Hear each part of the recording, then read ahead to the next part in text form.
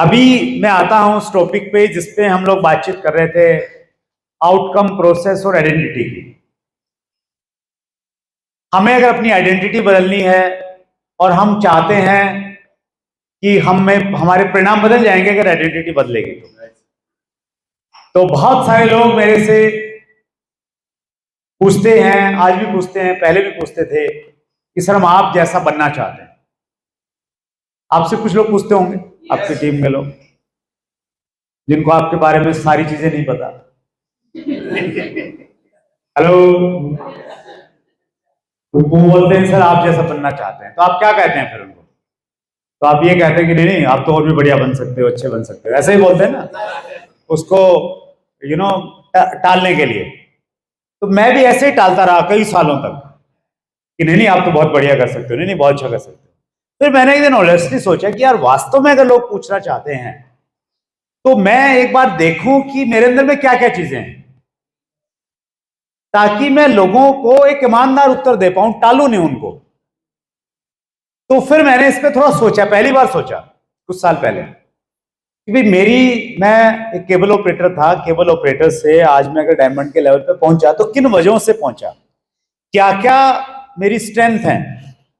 फिर मैंने कुछ चीजें मैंने लिखी, कुछ फिर मैंने घर पे मैडम से बात की, सुदेश से। मैंने कहा सुदेश तुम्हें क्या लगता है मेरी स्ट्रेंथ क्या क्या है? तो सुदेश ने पहले तो कमियां गिनाई 10-20 तो फिर उन्होंने कुछ स्ट्रेंथ बताई कि नहीं आपकी ये अच्छा है, ये अच्छा है। फिर मैंने भी देखा कि हाँ ये सही है या नहीं है, तो फिर वहां से कुछ मैंने चीजें ली। फिर मैंने ऑनेस्टली कोठारी सर से, बीसी सर से, केसी सर से, जिनके साथ मैंने क्लोजली काम किया, पहले उनसे पूछा। मैंने कहा सर आपको क्या लगता है कि मेरी सबसे अच्छी बात क्या लगती है आपको? तो पहले तो उन्होंने भी टालने की कोशिश की, फिर मैंने थोड़ा सीरियसली बातचीत की, तो फिर कुछ चीजें वहां से निकल के आई।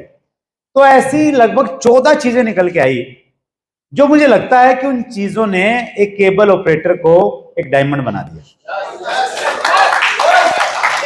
और ये चीजें कहीं ना कहीं जरूरी है मेरे जैसा बनने के लिए, मेरे जैसा लेवल लेने के लिए। तो हो सकता है 100% आप पे लागू नहीं हो, लेकिन काफी हद तक लागू होंगी रेफरेंस के रूप में। तो वो कुछ चीजें मैं आपको बताना चाहता हूं। First, emotional dream. ड्रीम की हम सब लोग बातचीत करते हैं और ड्रीम आपने लिखे भी होंगे, लेकिन इमोशनल ड्रीम सबसे ज्यादा ताकतवर रहता है, जिसमें भावनाएं जुड़ी हैं, कोई दर्द है उसमें। मेरे पास एक इमोशनल ड्रीम था। मैंने आरसीएम की शुरुआत की फरवरी 2001 में, और 2 साल पहले, उससे लगभग 1.25 साल पहले, 1999 में, 1999 में अक्टूबर में मेरी मदर एक्सपायर हो गई। और जब मेरी मदर एक्सपायर हुई उस समय मेरी उम्र थी, मेरा बर्थ है 72 का, तो लगभग 26-23 साल की मेरी उम्र थी। और परिवार में मैं बड़ा हूं सबसे 5 भाई बहनों में, तो मदर के साथ बड़ा अटैचमेंट था। और उस अटैचमेंट का एक बड़ा कारण ये भी था कहीं ना कहीं, क्योंकि मेरी मदर पे, मेरे पे बड़ा भरोसा था। जब हमारे पास में कुछ भी नहीं था, गांव में रहते थे, और पड़ोस में चाचा ताए जो भी लोग थे, उन्होंने, किसी ने शहर में प्लाट ले लिया था, किसी ने मकान बना लिया था, तो हमारे पास कुछ नहीं था। तो उस समय मेरी मदर कहती, जब आपस में बातचीत होती थी परिवार में, कि मेरा बेटा बड़ा हो जाएगा ना, फिर देखना क्या क्या करेगा। तो वो मैं बहुत ज्यादा तो नहीं समझता था, लेकिन वो मेरे दिमाग में वो चीजें स्टोर थी। तो मेरी बड़ी अच्छी, जब कोई व्यक्ति आपकी तारीफ करता है ना, तो आपकी अटैचमेंट और ज्यादा हो जाती है। तो बड़ी अटैचमेंट थी। हमने उनका बड़ा लंबा इलाज करवाया, लगभग 1 साल तक। किडनी उनकी खराब हो गई थी दोनों, और पैसा नहीं था, डायलिसिस भी करवाते रहे। पिताजी टीचर थे, उनके जितने भी फंड थे वो सारे निकलवा के वो खर्च कर दिए हमने। और मतलब ऐसी स्थिति होगी कि अब नहीं कर सकते। हालांकि हम कोशिश कर रहे थे कि किडनी को ट्रांसप्लांट करवाएं, उसमें भी बड़ा खर्चा था। और वो सब सोचते सोचते कैसे अरेंज करें, क्या करें, वो सब दिमाग में चल रहा था। फाइनली हम उनको बचा नहीं पाए, वो हमें छोड़ के चली गई। और उसके बाद में ऐसा लगा कि जैसे है ना, आप जीने की कोई कारण नहीं बचा, नहीं कोई कारण। तो वैसी परिस्थितियां, वैसी मनस्थिति रही 10, 12, 15 दिन तक। समय के साथ में धीरे धीरे चीजें बदली, और एक चीज समझ में आई उस समय, उस घटना से, कि जिंदगी में पैसा बहुत जरूरी चीज है। पैसा इतनी जरूरी चीज है कि अगर आपके पास पैसा है तो आप किसी व्यक्ति को जिंदा रख सकते हो। लोग कहते हैं ना कि सांसें नहीं खरीदी जा सकती। मैंने ये महसूस किया कि हमारे पास पैसा होता तो मैं अपनी मदर की सांसें खरीद सकता था। और चीजें बदली, कुछ करने की इच्छा, तमन्ना, धीरे धीरे चीजें पटरी पे आई। फिर मुझे आरसी मिला फरवरी 2001 में। आरसी मिलने के बाद मैंने ज्वाइन किया ओबलाइज करने के लिए दोस्त को लेके। लेकिन जब मैंने 1-2 मीटिंगें देखी, और मीटिंग में जब मैंने एग्जाम्पल देखे इनकम के, कोई 1 लाख रुपया कमा रहा है, कोई 1.5 लाख कमा रहा है, मुझे लगा कि यार पैसा तो है यहाँ पे, और ईमानदारी से आ रहा है, छल छपट का पैसा नहीं है, गैर कानूनी नहीं है, इज्जत भी मिल रही है लोगों को। तो मेरा एक इमोशनल ड्रीम कनेक्ट हुआ कि मैंने आरसीएम से बहुत सारा पैसा कमाना है। इतना पैसा कमाना है कि जो घटना मेरे साथ 2 साल पहले घटी, जिंदगी में कभी मेरे साथ ऐसी घटना नहीं घटी। और मैंने उसके बाद में पागलों की तरह काम किया। 28 दिन घर से बाहर रहा, ट्रेन में जनरल कंपार्टमेंट में 24-36 घंटे की ट्रेवल किया। क्यों किया? इमोशनल ड्रीम था। पैसा कमाना है, क्यों कमाना है ये मालूम था। तो आप भी अपना कोई ना कोई इमोशन ढूंढिए। हमारी जिंदगी में ना बहुत सारी दुख तकलीफें हैं, उसको ढूंढिए, पाइए। किसी आदमी ने आप पे कोई ताना मार दिया, कभी पारिवारिक दृष्टि से मार दिया, किसी रिश्तेदार ने मार दिया, वो जो ताना था ना, वो आपका इमोशनल ड्रीम हो सकता है कि उसने बोला था, उसको करके दिखाना। ड्रीम उधार के मत रखिए।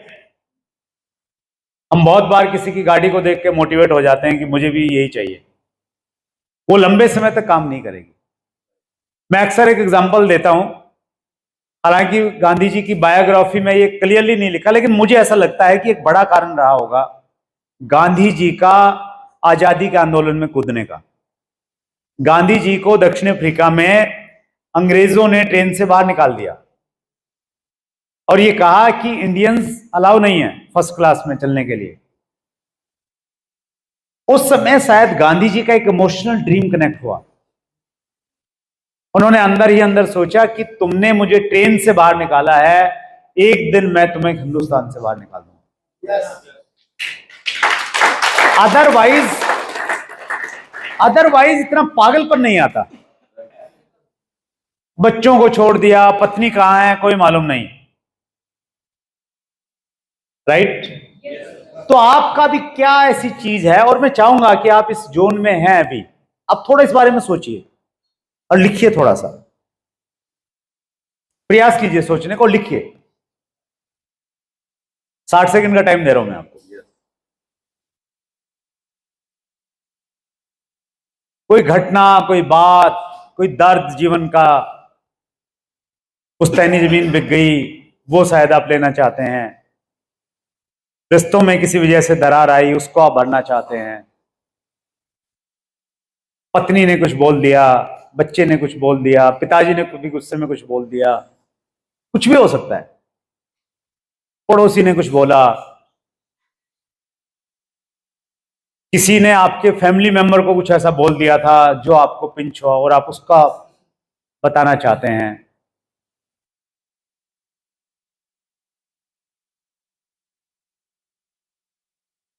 तो जब तक वो इमोशन नहीं आएगा ना, तब तक ऊर्जा नहीं निकलेगी अंदर से, एनर्जी नहीं निकलेगी, पागलपन नहीं आएगा।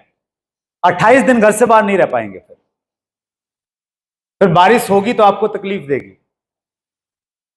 आप ये सोचेंगे कि ट्रेन में रिजर्वेशन नहीं है, जाऊं या नहीं जाऊं। लेकिन अगर आपका वो कोई इमोशनल ड्रीम है ना, फिर आप पहाड़ों को भी चीर के चले जाएंगे। आपने एक मूवी देखी होगी Manjhi, Manjhi the mountain man. उस बंदे ने पहाड़ तोड़ दिया। क्यों तोड़ा? इमोशन था, भावना थी। उस पहाड़ की वजह से उसकी वाइफ की डेथ होगी जिससे वो बहुत प्यार करता था। उसको लगा कि नहीं, इस पहाड़ को नहीं छोड़ूंगा मैं, इससे रास्ता बना के छोड़ूंगा। प्रशासन से बढ़ गया, सबसे, लेकिन उसने कर दिया।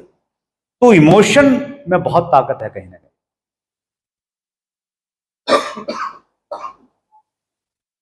लिख लिया?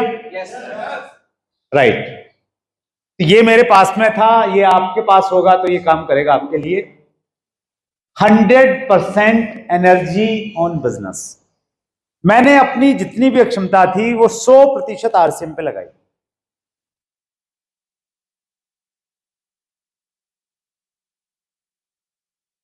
परिणाम आपको 100% से ही मिलेंगे।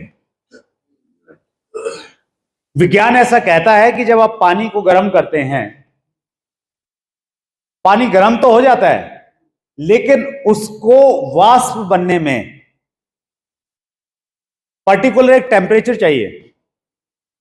मान लेते हैं वो टेम्परेचर 100 चाहिए, 100 डिग्री, तभी वाष्प बनेगी, उससे पहले नहीं बनेगी। तो उसी प्रकार से जब तक हम अपनी पूरी एनर्जी नहीं लगाते हैं तब तक परिणाम नहीं मिलते हैं। आरसीएम में आने से पहले क्रिकेट को मैं बड़ा पसंद करता था। इंडिया में क्रिकेट टीम में कौन कौन है, उसके कितने रन हैं, किसके खिलाफ उसने शतक मारा, सब मेरे पास में याददाश्त। पागल था मैं, अगर मैच आ रहा है तो और कुछ नहीं देखना। गांव में ताश खेलने की मेरे को ऐसी लत लग गई थी, मैं ताश बहुत खेलता था। हमारे वहां आस पड़ोस में 2-3 एयरफोर्स वाले बंदे थे, तो वो छुट्टी में आते गर्मियों की, और उस समय नए नए ताश के खेल बताते कि ये ऐसा होता है, ये ऐसा होता है। पता नहीं कितने ताश के खेल मुझे आते थे। लेकिन जब मैं आरसीएम में आया, मैंने कभी ताश के पत्ते नहीं उठाए। मैंने क्रिकेट को भूल ही गया, मैं कब मैच होना है, क्या होना है। क्योंकि अगर आपकी ऊर्जा केंद्रित नहीं होगी, वो बिखरी रहेगी, तो आपको बड़े परिणाम कभी नहीं मिलेंगे। जिस दिन आपकी 100% ऊर्जा लग जाएगी, उस दिन चमत्कार हो जाएंगे।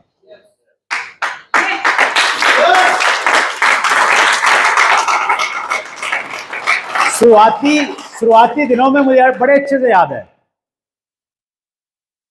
मैंने बहुत सारे सेक्रीफाइस किए। सुदेश की तबीयत बहुत खराब रहती थी और अजीब सी बीमारी थी। अचानक बात करते करते उनकी जाड़ी बंद हो जाती, बेहोश हो जाते। आप इमेजिन करके देखिए वो घटना। मैं 500 किलोमीटर दूर हूं कहीं पे, विशाल की उम्र 4-5 साल। वो पड़ोस के घर में जाता है, पड़ोसी के यहां से फोन करता है कि पापा मम्मी को पता नहीं क्या हो गया, और मेरी 5 दिन और मीटिंगें होनी है। उस समय मैंने अपनी भावनाओं को कैसे कंट्रोल किया। 1999 में मेरी मदर एक्सपायर हुई। पिताजी को ज्यादा टाइम देना चाहिए था ताकि उनको अकेलापन थोड़ा कम हो। वो, हम जींद में रहते थे, वो गांव में रहते थे 40 किलोमीटर दूर। वहां पे उनकी ड्यूटी थी, टीचर थे। वो सैटरडे संडे ही घर आते थे हमारे पास में जींद में। सैटरडे संडे मैं घर पे कभी नहीं मिलता था उनको। 6-6 महीने हमें एक दूसरे की शक्ल देखने वो हो जाते थे। तब जाके 5 साल के बाद में फाइनेंशियल फ्रीडम मिलती है।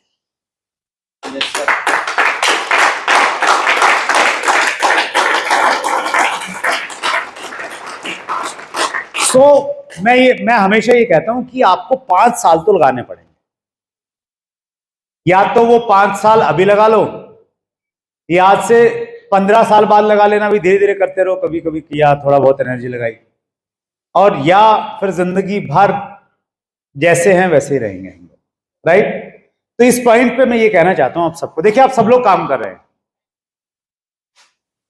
वो प्राप्तियां क्यों नहीं हो रही हमें? वो प्राप्तियां इसलिए नहीं हो रही हैं क्योंकि हम 100% तक नहीं जा पा रहे।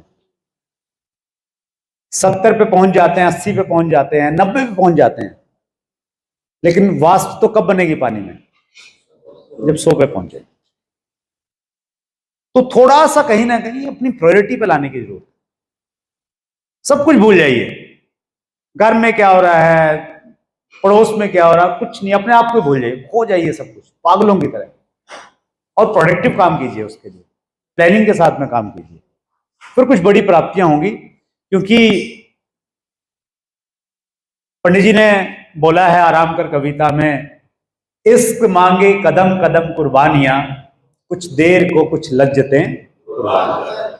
कुछ चीजें तो कुर्बान करनी पड़ेंगी, कुछ सेक्रीफाइस करने पड़ेंगे, तभी बड़ी प्राप्तियां होंगी। तो मैंने सभी एनर्जी एक जगह लगाई, किसी कंपनी की तरफ नहीं देखा। बहुत बार हमें ना कंपनियों के बारे में जानकारी भी प्राप्त करनी होती है कि चलो कोई आ रहा है तो प्लान तो देख ही लेता हूं, क्या है, क्या चल रहा है। मैंने कुछ नहीं देखा। तो ये एक मेरी स्ट्रेंथ रही, top priority and never cancel meeting. मेरी सर्वोच्च प्राथमिकता आरसीएम रही,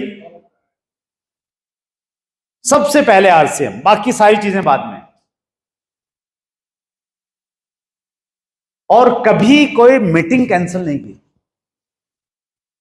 ये परमात्मा की विशेष कृपा रही कि जो मीटिंग दे दी, चाहे वो होम मीटिंग थी, तो वो डिलीवर हुई। और जब आप ऐसी कमिटमेंट करते हैं तो फिर ऊपर वाला भी आपको सहयोग करता है। कर सकते हैं आप? yes. लर्निंग एटीट्यूड रहा हमेशा, आज भी मैं हमेशा नोट्स बनाता हूं, डायरी में लिखता हूं या मोबाइल में नोट्स बनाता हूं।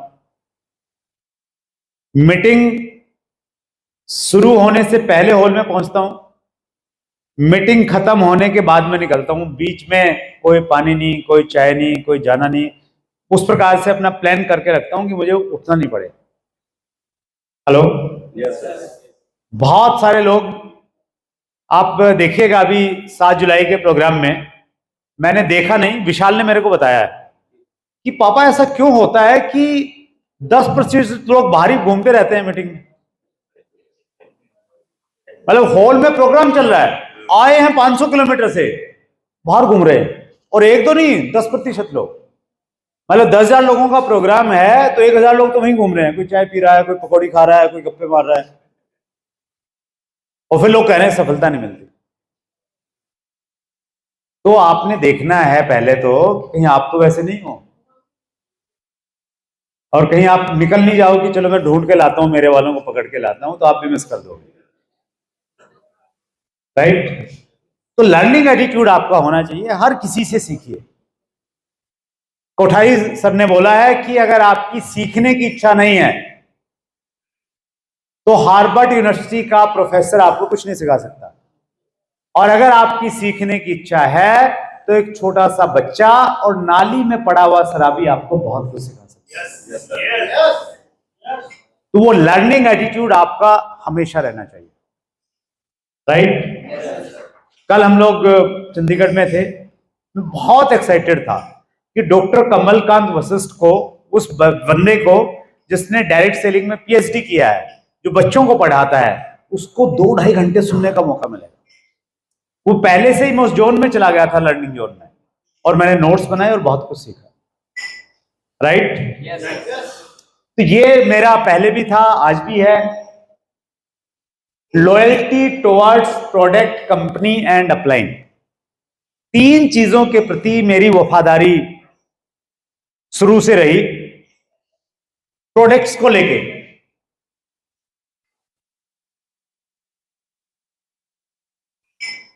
प्रोडक्ट जो आरसीएम में आ गया तो फिर आरसीएम का ही यूज करना है, दूसरा खत्म। पेस्ट खत्म हो गया तो 2 दिन पेस्ट नहीं किया, अगर इस्तेमाल करना है तो आरसीएम ही करना है। आरसीएम में बीच में शर्ट आना बंद हो गई थी, अब पहननी है तो आरसीएम की पहननी है।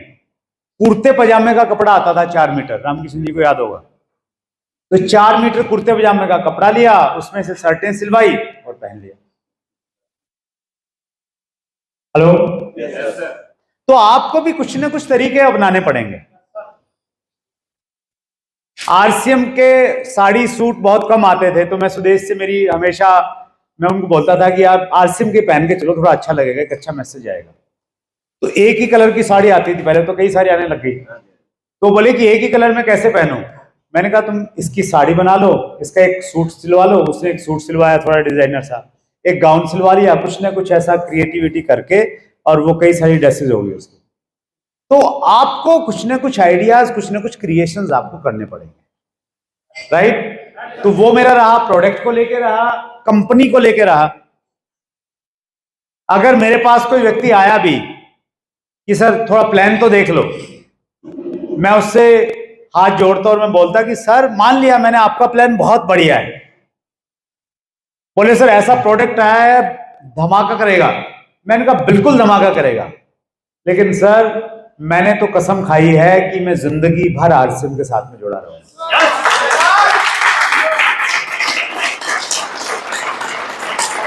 तो वो कमिटमेंट देख के लोग फिर पीछे हट जाते, बोलते कि नहीं मेरा प्रोस्पेक्ट नहीं है, और वो कभी नहीं आते थे। तो वो कंपनी के प्रति रही, वो अपलाइन के प्रति रही। अपलाइन के प्रति अगर आपका ग्रेटिट्यूड की फीलिंग है, उनके प्रति एक अच्छी भावना है, तो फिर वो बहुत ज्यादा काम करती है। बहुत बार हमें लगता है कि अपलाइन का जो सेकंड ग्रुप जो हमारी क्रॉस लाइन रहता है, उससे हम पंगे लेते रहते हैं। कई बार हमें लगता है कि नहीं यार ये नहीं बढ़ना चाहिए।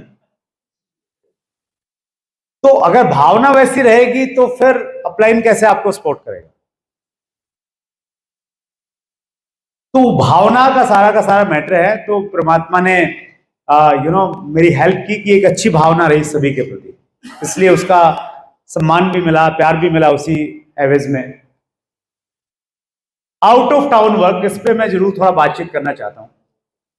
देखिए, अगर आपके बड़े टारगेट हैं, आप डायमंड बनना चाहते हैं, आपने कहा कि स्टार रूबी बनना चाहते हैं, तो आप अपने शहर से, अपने आसपास से बड़ा वॉल्यूम नहीं कर सकते। बीसी सर कहते हैं कि आपकी जो जन्मभूमि है वो आपको रोजी रोटी दे सकती है, लेकिन कामयाबी नहीं दे सकती। Hello, yes sir. आपको कामयाबी चाहिए? कामयाबी के लिए आपको बाहर जाना पड़ेगा, अपना घर छोड़ना पड़ेगा। हमारे देश में जिन लोगों को बड़ा सम्मान मिला है, वो सारे के सारे वो लोग हैं जो बाहर गए।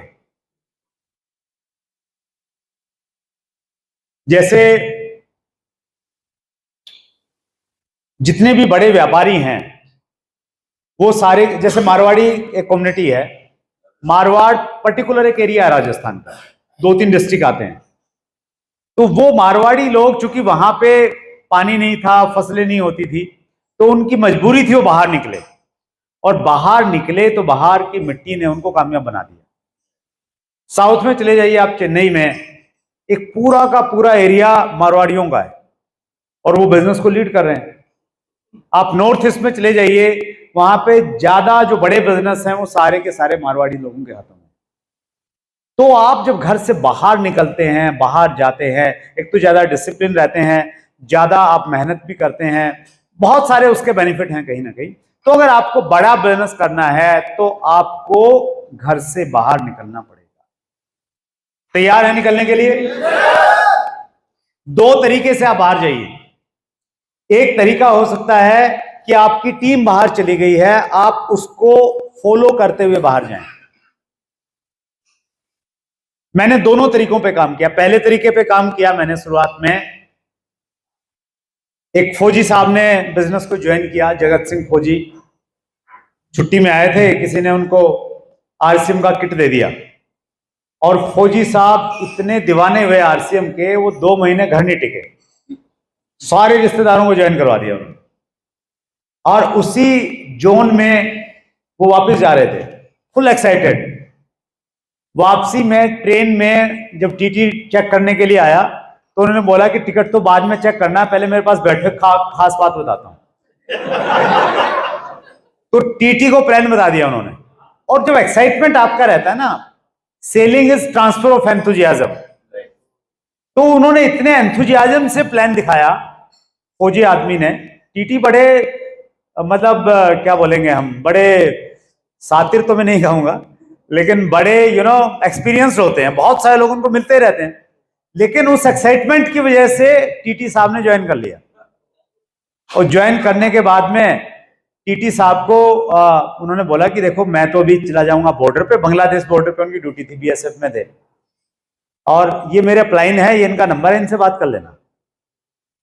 तो वो टीटी साहब का मेरे पास फोन आया, जी मैं मालदा टाउन वेस्ट बंगाल से बोल रहा हूँ, और एक फौजी मिले थे मेरे को, जगत सिंह जी, उन्होंने मेरे को ज्वाइन करवाया है और मैं यहाँ काम करना चाहता हूँ, आप आओ। मैंने कहा जी आप कहाँ हो? बोले जी मैं वेस्ट बंगाल मालदा टाउन। मैंने ये कहाँ पड़ता है? बोले जी वहाँ पड़ता है। मैंने कहा जी कैसे आऊँ? बोले जी ट्रेन से आओ। टीटी थे तो बोले ये ट्रेन जाती है ब्रह्मपुत्र मेल, दिल्ली से 9 बजे चलती है। तो मैं पहली बार मालदा टाउन गया, तो मैंने फॉलो किया, जहाँ मेरा बिजनेस गया मैं उस स्टेशन पे गया, और वहां जाने के बाद मैंने काम किया, मेहनत किया, लगातार वहां जाता रहा, और लगभग 20 करोड़ रुपए महीने का वॉल्यूम उस ग्रुप से आता है मुझे। तो एक तो तरीका ये है, आपकी टीमें जहां गई हुई हैं उनको ढूंढो और वहां पे जाके आप काम करना स्टार्ट करो। मैंने जगत सिंह फौजी जी के भरोसे नहीं रहा मैं, और बीच में बहुत सारे लोग थे। बहुत बार है ना, बीच में सोचते हैं कि यार अच्छा एक बार मैं चला गया, अब तू जा, फिर अब तू जा, बीच में जो प्लान ना सबकी ड्यूटी लगा देते हैं। तो ड्यूटी लगाने से ना तो रिश्ते बनते हैं अच्छे से, और वो सारा का सारा गड़बड़ हो जाता है। जो मालदा टाउन वाली टीम है, उनकी अपलाइन में मालूम कौन कौन आते हैं? उनकी अपलाइन में जगत सिंह फौजी थे, बीच में कई सारे लोग थे, वो नहीं है। उनके अलावा जिनको आप जानते हैं अच्छे से, उनमें एक आते हैं विजयपाल विरोधिया जी, एक आते हैं राकेश शर्मा जी, 2 बड़े लीडर हैं। पहले 1 साल मैंने किसी को नहीं भेजा, पहले 1 साल लगातार मैं गया, ताकि मैंने लोगों से मेरे एक बार रिश्ते बन जाए। और जब वहां पे रॉयल्टी आ गई, फिर मैंने पहली बार विजय विरोधिया जी को बोला, मैंने कहा अब आपने जाना है।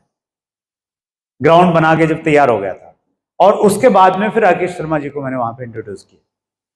तो आपको भी पेन लेके अगर आप बड़ा काम करना चाहते हैं, तो आपने ग्राउंड पे जाके इंडिविजुअली काम करना पड़ेगा, समझना पड़ेगा लोगों के कल्चर को, व्यवहार को, रिश्ते बनाने पड़ेंगे, क्योंकि रिश्ता बन जाता है ना तो फिर बंदा बिजनेस नहीं छोड़ता। कर सकते हैं ऐसा? दूसरा तरीका यह है कि आप सोचें आपने बिजनेस कहां करना है। आप डिसाइड करें कि मैंने बिजनेस करना है बॉम्बे, या मैंने बिजनेस करना है, और कौन सा शहर है हमारा, लखनऊ करना, कहीं पे भी आप सोचें। उस पहले हमारे यहाँ पे आसिम टाइम्स आता था फिजिकली, अभी तो ऑनलाइन मिल जाता है आपको। तो रामकिशन जी को और सुनील जी को आइडिया होगा, उसमें आसिम टाइम्स में एक तो पिकअप सेंटर के वो आते थे, अपने नंबर्स आते थे, और मीटिंगें आती थी। सेंटर भी ज्यादा नहीं थे और मीटिंग भी ज्यादा नहीं होती थी इंडिया लेवल पे। तो वो आती थी कि भाई यहाँ पे मीटिंगें हैं, ये व्यक्ति जा रहा है, और ये सेंटर्स हैं, हरियाणा है तो हरियाणा में ये नंबर दिए हुए। मैं जब भी वो न्यू आसिम टाइम्स हर महीने आता था, वो टूल का काम करता था, तो मैं देखता यार इसमें साउथ का न तो कोई स्टेशन है, ना कोई मीटिंग हो रही है। तमिलनाडु इतना बड़ा नक्शे में देखते हैं, बहुत बड़ा है, कोई मीटिंग नहीं है। केरला है, कर्नाटका है, आंध्रा है, कोई मीटिंग नहीं है, कोई सेंटर नहीं है। तो हमेशा मेरे जहन में ये था कि आरसीएम का जिस प्रकार का प्रोडक्ट है, तो वहां इस प्रोडक्ट को लोग पसंद करेंगे, तो ये तय है ये बिजनेस वहां भी जाएगा। लेकिन आज नहीं है, जो शुरुआत करेगा उसको उसका एडवांटेज मिलेगा, जो शुरुआत करेगा एडवांटेज मिलेगा। ये मैं देख चुका था, क्योंकि मैंने पंजाब में शुरू किया, तो पंजाब में ज्यादा मेरा बिजनेस हो गया था। मैं मालदा टाउन में किया था, मालदा टाउन के आसपास में जितने सेंटर थे वो मैक्सिमम मेरी टीम से थे, तो मुझे लगा कि ये स्थिति वहां पे भी होगी।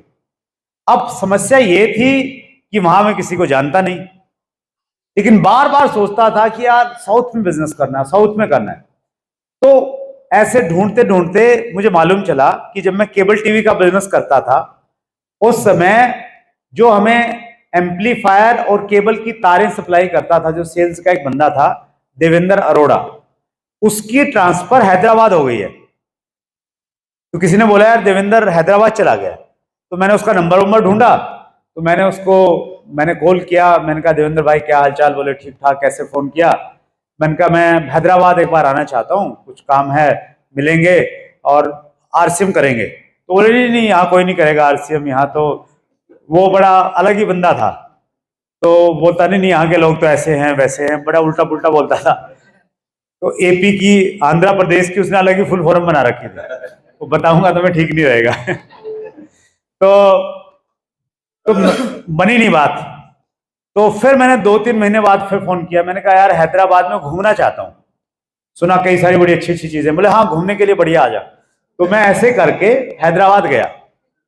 और पहली बार जब मैं हैदराबाद गया, मुझे अच्छे से याद है, मैंने कलकत्ता से ट्रेन पकड़ी और कलकत्ता से सिकंदराबाद एक ट्रेन चलती थी सर, वो छोटी मीटर गेज वाली, वो इतनी धीरे चलती थी कि आप उतर के पानी पी के वापस चढ़ जाओ उसमें, और इतनी स्लो स्लो चलती थी। तो वो ट्रेन ने पता नहीं 48 घंटे या 50 घंटे कितने लिए मुझे कलकत्ता से सिकंदराबाद पहुंचाने में। और मैं वहां गया, देवेंद्र से मिला, बात की, तो वो किसी से नहीं मिलवाए मेरे को। मैंने बोला यार ये जो तेरा मकान मालिक है इससे मिलवा दे। तो फाइनली वो छत पे घूम रहा था, तो मैं ही जाके उससे मिल लिया। मैंने कहा मैं देवेंद्र का दोस्त हूँ, ऐसे ऐसे करके। तो मैं उससे मिला, बातचीत की उससे। हिंदी की थोड़ा इश्यू था, लेकिन फिर भी टूटी फूटी बातचीत की। और मैंने उसको थोड़ा बताया, मैंने कहा ऐसा ऐसा सेंटर है। बोले ठीक है जी मैं कर लूंगा। तो तैयार हो गया। तो बोले क्या करना पड़ेगा? मैंने कहा एक किट आती है। बोले हाँ किट भेज दो मेरे पास में। एक मैं लेके गया था तो मैंने उसको दे दी। मैंने कहा पैसे? बोले अभी तो नहीं है, अगली बार दे दूंगा। तो उधार में मैंने किट दे दी। फिर वो बोला यार मैंने कई सारे लोगों को तैयार कर लिया, तो वो किट लेने के लिए तैयार है, किट कहां से लाऊं? मैंने कहा जी किट तो यहाँ पे तो है नहीं। तो पहले हमारे यहाँ एक सिस्टम रहता था जिसको हम बोलते थे आरडी, रीजनल डिस्ट्रीब्यूटरशिप। तो उसका नियम ये रहता था कि आप 20 किट के पैसे, लगभग 1500 की किट आती थी, तो 30,000 के आसपास शायद अमाउंट बनता था। तो एक वो पैसा कंपनी के खाते में डालते और कंपनी वो किट हमें भेज देती थी। तो मैंने कंपनी के खाते में पैसे डाले, हैदराबाद का एड्रेस दिया, वो 20 किट वहां पे चली गई। और फिर मैं गया, मैंने कहा यार 20 लोग जुड़ गए, अब तो कुछ ना कुछ बढ़िया होगा। तो वहां पे मैंने बोला यार वो पैसे वैसे दे दो मेरे। बोले जी पैसे तो अगली बार देंगे। तो वो 20 के 20 किट के पैसे भी उधार है, वहां पे फंसी हुई है मेरी। एक के भी वापस नहीं आए। और 1 साल में लगातार गया वहां पे, जब तक देवेंद्र की वहां तक ट्रांसफर नहीं हुई, मैं लगातार हैदराबाद गया। और लोग भी जुड़े, थोड़ा बहुत वॉल्यूम भी आया, लेकिन फाइनली आउटपुट 0, कुछ नहीं मिला मुझे। लेकिन सतीश पंडित जी ने एक जगह बोला है कि अगर आप पूर्व में बोओगे तो पश्चिम में काटोगे, लेकिन बोना जरूरी है। दिमाग में फिर भी यही था कि नहीं यार साउथ में करना, साउथ में करना है। तो ऐसे करते करते गुड़गांव लक्की रहा मेरे लिए। बस स्टैंड के सामने एक स्वीट शॉप थी सर, कौन सी थी? नहीं, मिठाई की दुकान होती थी बस स्टैंड के बिल्कुल। Shri Ram sweets, Shri Ram sweets, yes yes yes, Shri Ram sweets में हम रेगुलर मीटिंग करते थे। तो श्री राम स्वीट्स में मीटिंग थी, 2005-06 के आसपास की बात कर रहा हूं मैं आपसे। तो उस समय ऐसे मीटिंग खत्म हुई, बाद में कुछ लोग मिलते हैं, तो एक बंदा मिला मेरे को, तो उन्होंने बोला जी ये मेरे रिश्तेदार हैं। तो मैंने उनसे बातचीत की, मैंने कहा जी क्या नाम है? बोले जी मेरा नाम शमशेर सिंह है। और मैंने कहा क्या करते हो? बोले जी मैं एयरफोर्स में हूँ, यहीं पे स्टेशन पे उसकी ड्यूटी थी। तो मैंने कहा जी फौजी तो बहुत बढ़िया काम करते हैं, आप तो करो, गुड़गांव में अच्छा काम होगा। बोले नहीं जी मैं तो कर ही नहीं सकता। मैंने कहा जी क्यों नहीं कर सकते?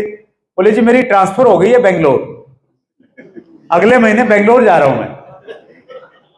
तो मैं तो अंदर अंदर मैंने कहा बंदा मिल गया। तो मैंने कहा जी आप रहते कहाँ हो?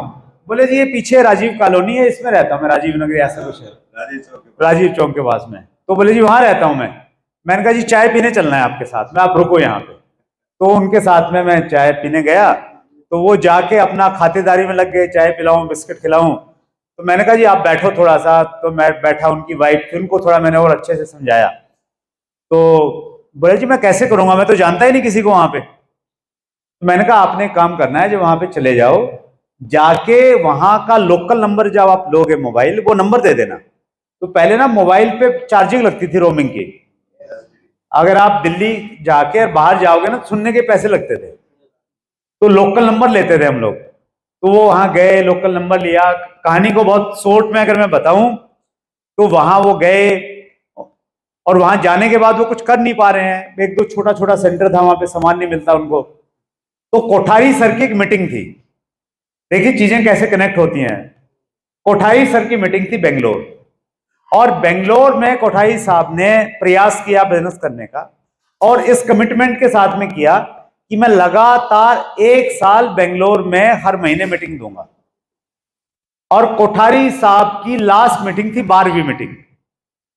जैसे मैं 1 साल हैदराबाद गया, तो वैसे ही कोठारी साहब लगातार 1 साल बेंगलोर गए, उनकी लास्ट मीटिंग थी। उस मीटिंग में मैंने शमशेर सिंह जी को कम से कम भी 15 फोन करे होंगे। कितने? 15। आपको मोटिवेट करने के लिए नहीं बोल रहा हूं, फैक्ट बता रहा हूं। जब मीटिंग का मालूम चला तब किया, 10 दिन पहले किया, 5 दिन पहले किया, 3 दिन पहले किया, 1 दिन पहले किया, सुबह सुबह फिर किया। मैंने कहा उठ गए, मीटिंग में जाना है? बोले हाँ जी जाना है। फिर किया, घर से निकल गए? बोले हाँ निकल गया, स्कूटर पे हूं। फिर किया, पहुंच गए? हाँ पहुंच गए।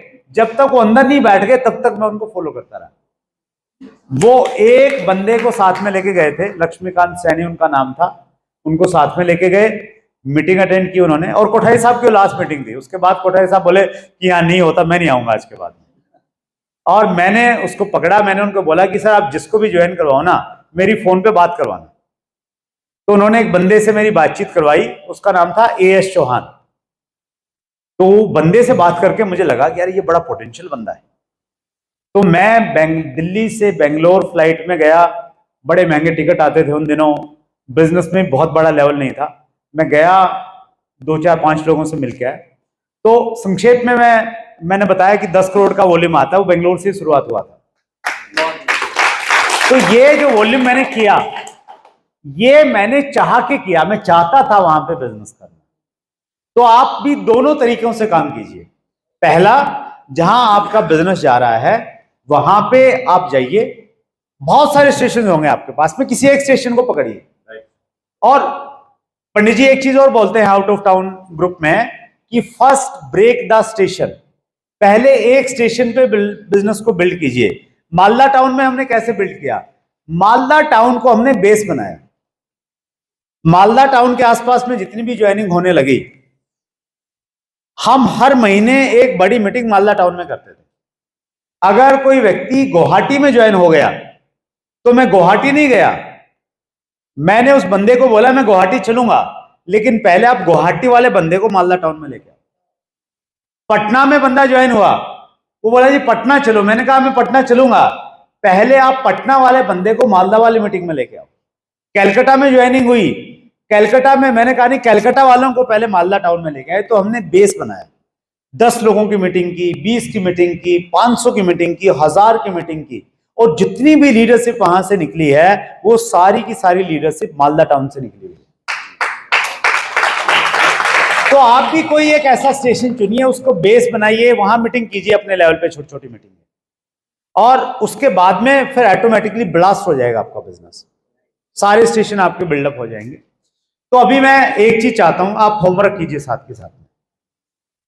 आप एक स्टेशन ऐसा लिखिए जहां पे आपका बिजनेस है और वहां पे आप फोकस करेंगे। सोच के लिखिए आपके दिमाग में जो भी आपको लग रहा है, और कोई एक स्टेशन ऐसा चुनिए, एक ऐसा एरिया चुनिए आप जहां आपका बिजनेस नहीं है और आप वहां चाहते हैं कि वहां आपका बिजनेस हो। 2 लिखने हैं आपने, 2 शहर हो सकते हैं, 2 एरिया हो सकते हैं। एक वहां जहां ऑलरेडी आपका बिजनेस है, आप वहां पे ज्यादा फोकस करेंगे। एक वो जहां आपका बिजनेस है नहीं अभी, उदाहरण के लिए आपका बिजनेस साउथ में नहीं है और आपको लगता है यार साउथ में बड़ा पोटेंशियल है, तो आप लिख सकते हैं यार साउथ में करना है। या आपको लगता है कि आपने ना वेस्ट बंगाल में करना है या कलकत्ता में करना है, पर्टिकुलर शहर भी हो सकता है, रीजन भी हो सकता है, जहां आपको लगता है वहां करना है। लिख लिया सभी ने? अब पड़ोसी को बताओ, आपके 2 स्टेशन और पड़ोसी के आप सुनो कौन कौन से। हाँ जी आशीष जी, पड़ोसी को बताओ।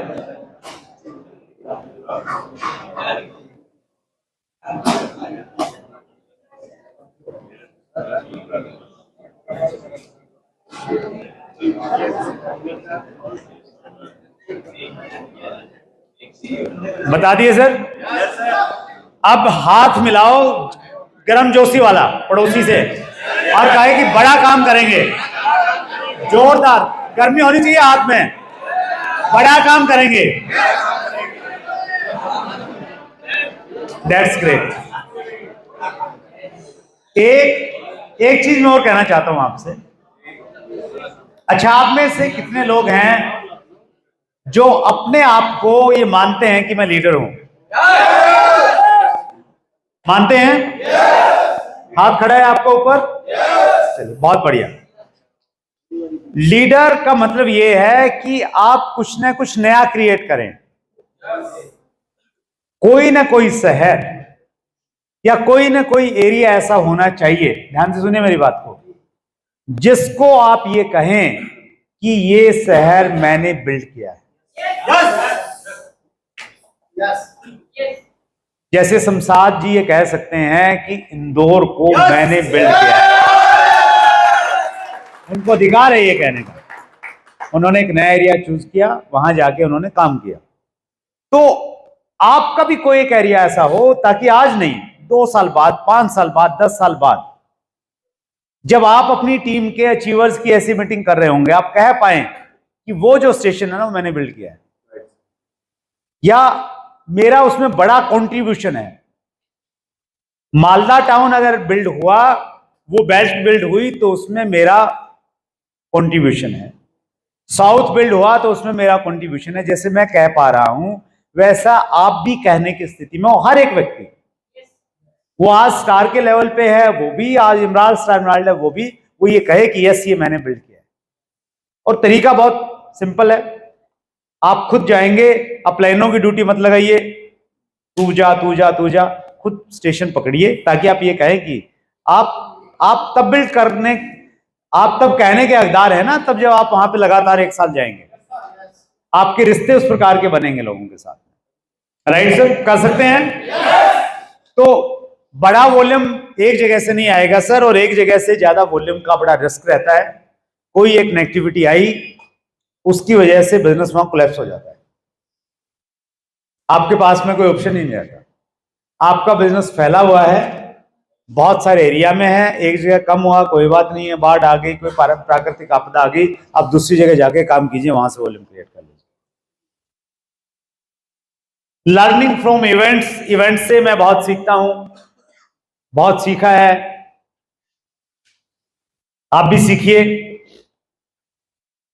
नोट्स बनाए हैं, 100% प्रेजेंस रही है, ये 7वां पॉइंट है। 8वां जो मेरी स्ट्रेंथ है, लीड विद एग्जाम्पल, इसमें मेरा बहुत विश्वास है।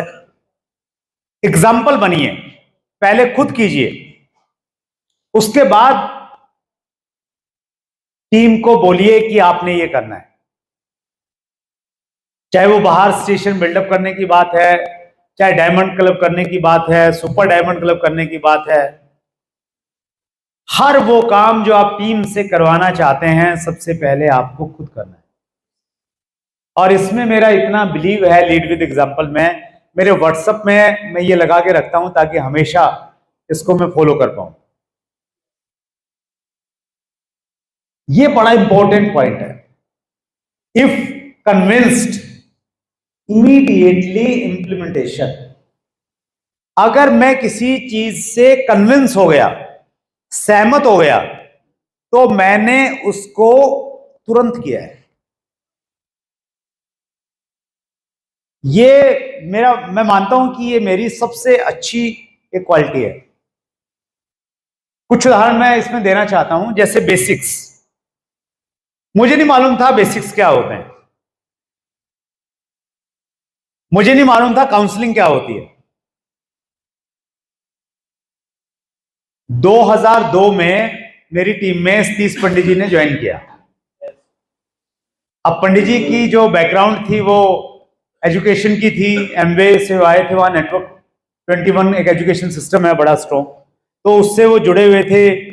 चंडीगढ़ के वो लोकल होस्ट रहते थे, तो बहुत सारी जानकारी उनके पास में थी।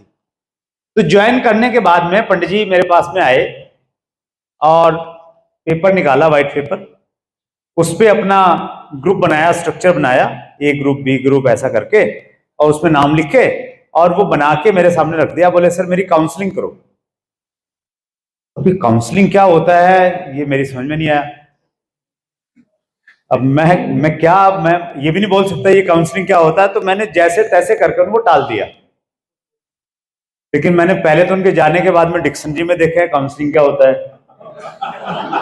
उसकी डेफिनेशन देखी, फिर समझ में आया कि यार ये तो पूछना पड़ेगा। तो नजदीक में मेरे केसी छावड़ा जी रहते थे दिल्ली में, मैं जींद में रहता था। तो मैंने केसी सर से मैंने फोन किया, मैंने कहा सर मैंने आपसे मिलना है, काउंसलिंग लेनी है आपसे। तो बोले क्या है, मैंने कहा काउंसलिंग लेनी है। तो बोले आ जाओ। तो मैं जींद से दिल्ली आया स्पेशल। द्वारका में रहते थे केसी सर, सेक्टर 10 में, नंदा अपार्टमेंट, मुझे अच्छे से याद है। तो वहां पे मैं गया और मैंने भी वही जो पंडित जी ने किया था, पेपर निकाला बैग से, ग्रुप बनाया, एक ग्रुप ये यहाँ पे अत्री जी हैं, यहाँ बलवान दीक्षित हैं, ऐसे करके, और मैंने कहा सर मेरी काउंसलिंग दो। अब केसी सर को थोड़ा तो आइडिया था क्योंकि वो भी एमबीए की बैकग्राउंड से थे, ब्रिट एजुकेशन सिस्टम में काम किया था। तो वो जब उन्होंने कुछ चीजें बताई कि क्या क्या करना है, तो पहली बार उन्होंने मुझे 6 बेसिक के बारे में बताया। तो उन्होंने बोला कि ये बेसिक्स होते हैं, तो आप चेक करो कि आपकी टीम में ये बेसिक्स कितने लोग फॉलो कर रहे हैं। और बेसिक पहली बार मैंने मालूम चले और मुझे लगा यार ये तो अल्टीमेट चीज है, इस पे अगर काम हो गया तो कमाल हो जाएगा। तो मैंने बेसिक्स को उसी दिन से मैंने पकड़ लिया, सीखा उसको और अच्छे से फॉलो करना स्टार्ट किया। और मैं आज भी पिछले कितने सालों में, पिछले 20 सालों में, जब से मैंने 22 सालों में सबसे ज्यादा किसी टॉपिक पे मैंने अगर बातचीत की है तो 6 बेसिक पे बातचीत की सबसे ज्यादा। और आज भी मुझे मानना है कि ये मतलब मेरी एलटीपी हो, मेरी मीटिंग हो, कुछ भी हो, 6 बेसिक तो कहीं ना कहीं आ ही जाता है किसी न किसी को, क्योंकि मैं कन्विंस हूं कि इसके बिना बात नहीं बनेगी, इसके बिना नेटवर्क नहीं बनेगा, इसके बिना डुप्लीकेशन नहीं होगा। तो ये मेरे को समझ में आया तो मैंने तुरंत इस पे काम करना स्टार्ट किया। ऐसे ही रिकॉग्निशन फंक्शन, पहला जो हमारा यूनिवर्सिटी प्रोग्राम था आरसीएम का भीलवाड़ा में, टाउन हॉल 2001 में, बीसी सर ने उसको बहुत अच्छे से डिजाइन किया।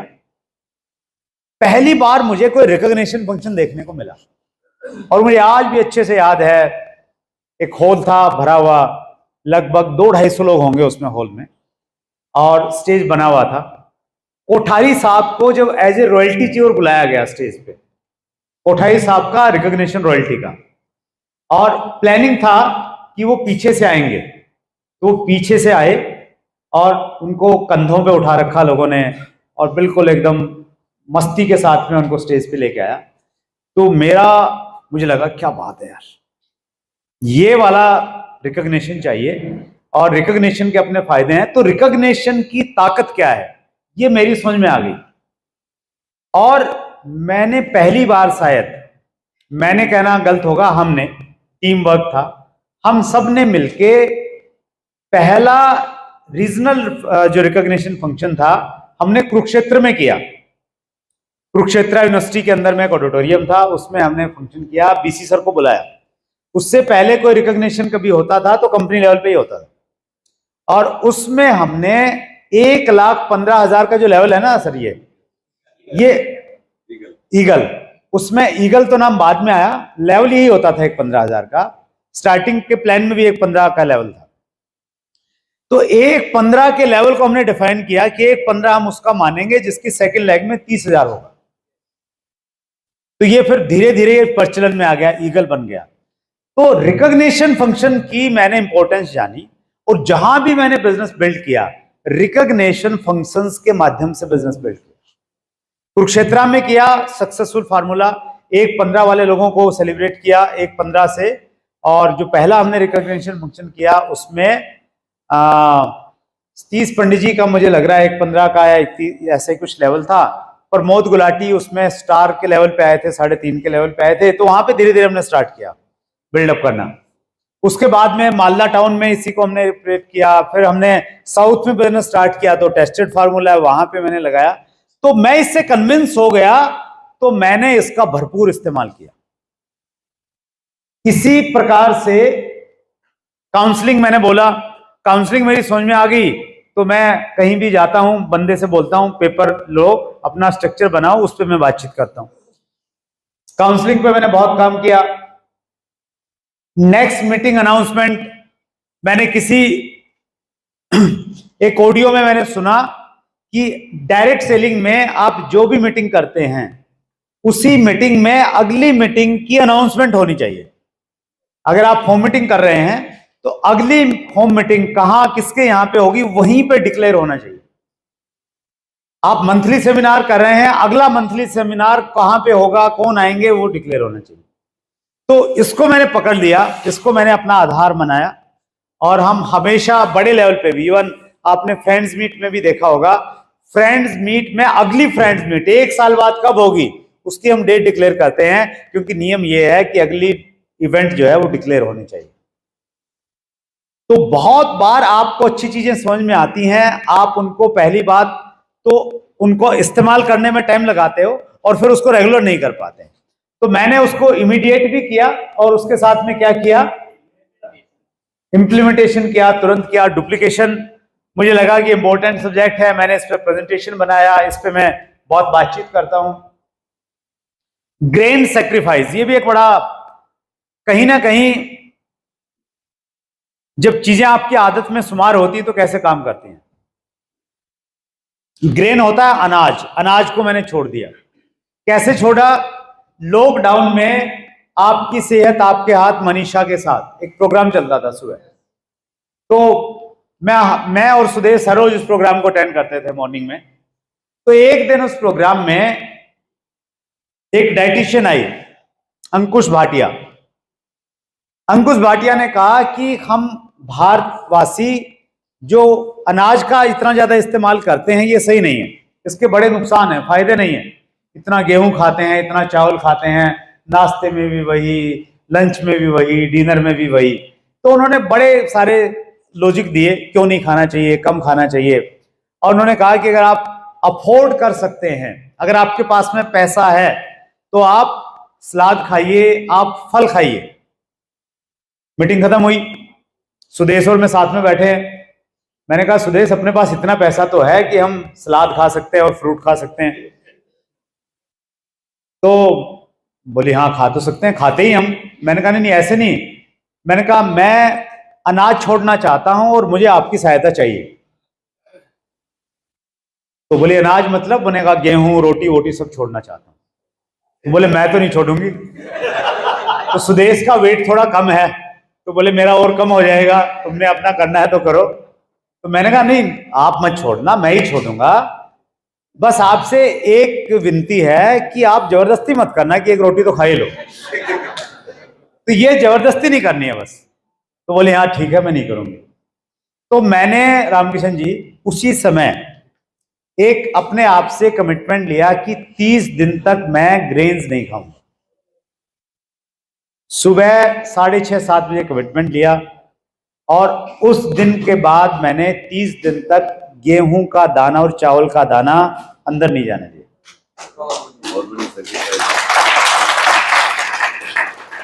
और 30 दिन ने मुझे मोटिवेशन दिया, मुझे लगा कि यार 60 दिन करते हैं। 60 दिन कर लिया। फिर मैंने सुना था कि 90 दिन कोई काम कर लेते हो ना तो आपका कॉन्फिडेंस बढ़ता है, आपकी मास्टरी हो जाती है। 90 दिन का एक नियम है। तो 90 दिन तक मैंने चावल और गेहूं नहीं खाया। मैं ये नहीं कह रहा कि आप भी छोड़ दो, मैं सिर्फ ये कहना चाहता हूं आपसे कि अगर कोई चीज आपको अच्छी लगी, आप उससे कन्विंस हो गए, तो उसको तुरंत करो। पंडित जी के पास में मुहूर्त दिखाने के लिए मत जाओ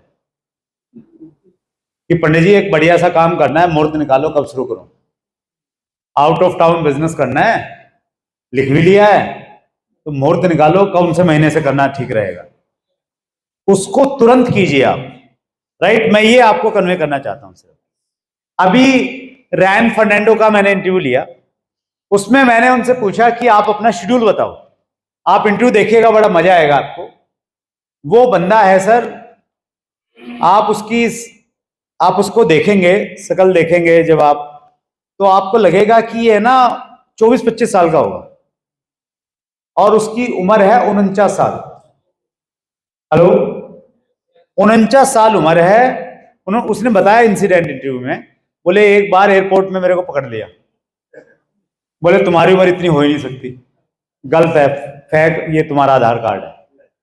बोले बड़ा मुश्किल से मैंने उनको कन्विंस किया, अपनी वेबसाइट वगैरह दिखाई, सब कुछ दिखाया कि भाई मैं न्यूट्रिशन हूं और ये ऐसे ऐसे इसलिए ऐसा है।